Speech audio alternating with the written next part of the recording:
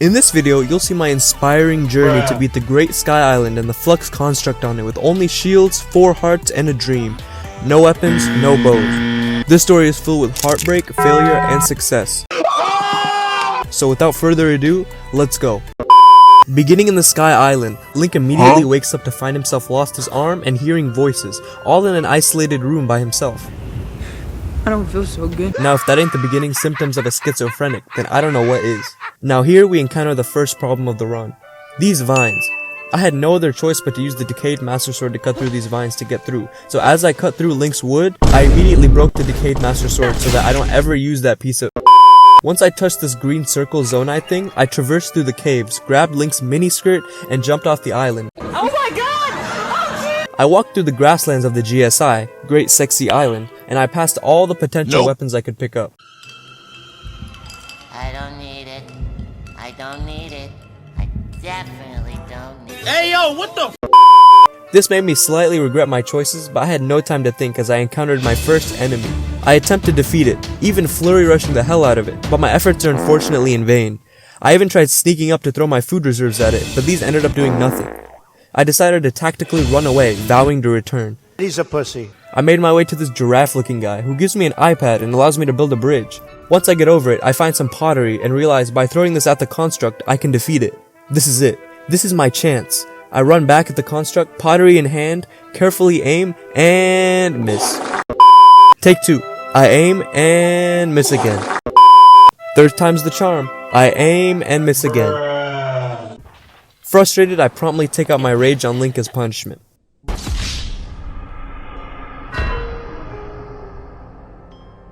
Kowalski, analysis. Oh my god, bro. Oh, hell no. Right after, I find an instrument of readily online construct killing, aka a rock, and immediately target the first construct I see. It was much more effective in taking out the enemy. I also made a new friend, I'm gonna call Rakia.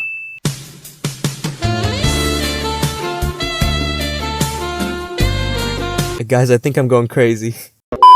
Once the work was done, Rakia and I went on a nice evening stroll on the island. We had such a fun time and we envisioned a fruitful life with each other, forever taking out constructs. And when life got tough, we got some of Rakia's friends to take care of those problems for us. We were having a blast, but like a lot of relationships, there came an unfortunate end.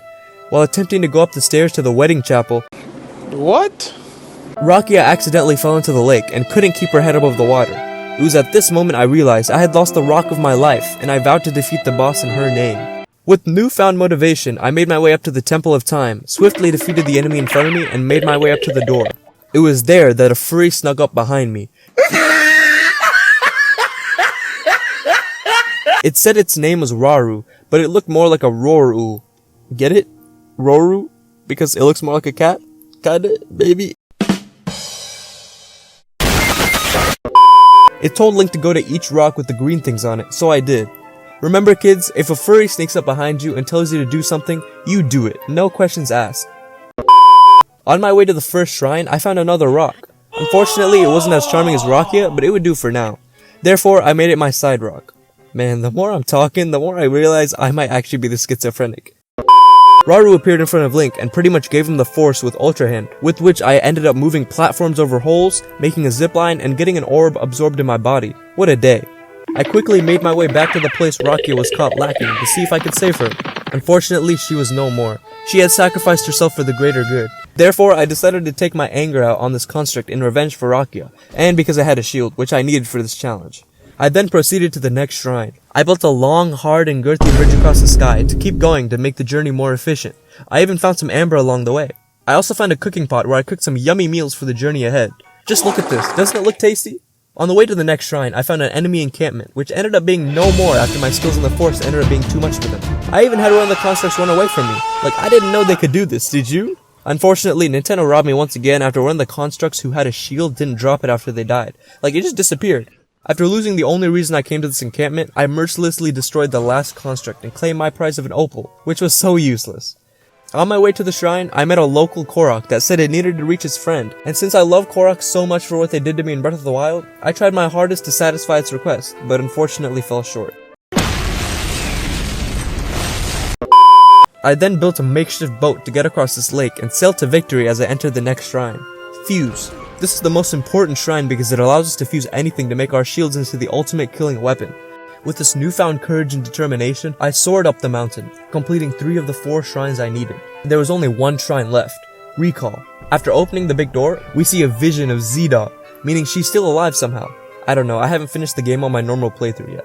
She gives us Recall, and then Furry Boy instructs us to go to a final shrine to open the final door. We got to the shrine, did some time travel things, and once we did the shrine, it was time. Time for the Flux Construct to be taken down. Here's the thing. Is yeah, I got problems. We all got problems. But what you do when you're faced with the hard times in your life is what you're made out of, is what you become. You don't become great by getting everything handed to you.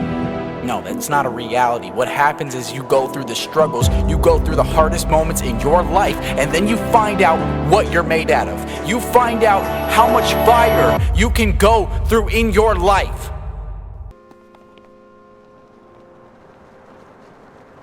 It's not easy. It's never easy. Rakia, this one's for you.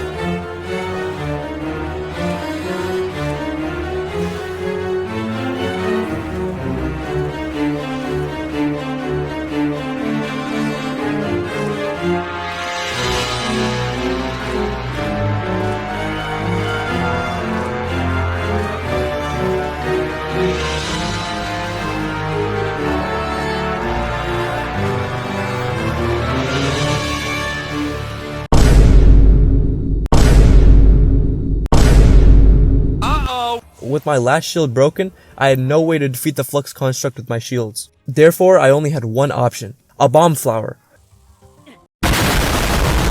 You know, that was pretty easy, but I kinda didn't show you the whole story of the fight. You see, I died twice. Yeah, I know I'm bad. But then, after the one I defeated, I reloaded the save and only used bomb flowers, and it was genuinely the most straightforward fight ever, so that was kind of anticlimactic. My bad. You know, I realized I did improve my gameplay in this video compared to previous videos. If you want to see the worst Ultra Hand user in the Zelda community, then click this video on screen. Thanks for watching, and peace.